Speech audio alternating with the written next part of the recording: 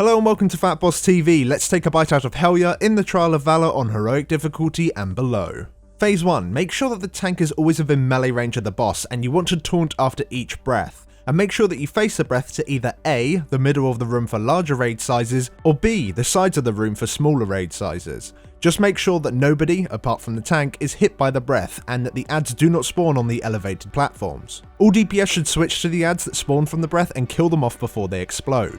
You want to have a group of players soak the tentacle slam at the front of the platform and a single player with an immunity soak the one at the back. You want to be spread and quickly dispel the taint of the sea and move out of the explosion it leaves behind. You also want to be spread out for the orb of corruptions and kite them away from the raid.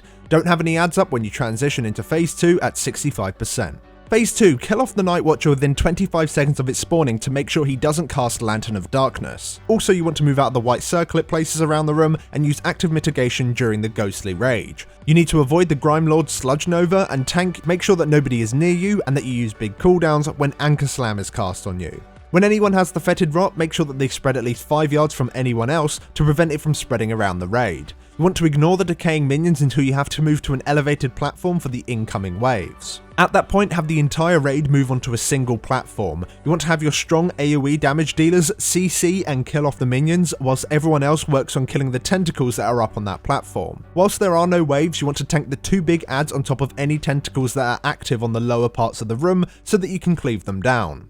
Phase 3 will begin when all 9 tentacles are killed. Make sure that there are no big adds up when you transition. Phase 3, make sure a tank is always within melee range of a boss and tanks you need to taunt off each other after each breath, and make sure that you face the breath that you have to either the middle of the room on heroic or anywhere else that nobody is standing on normal.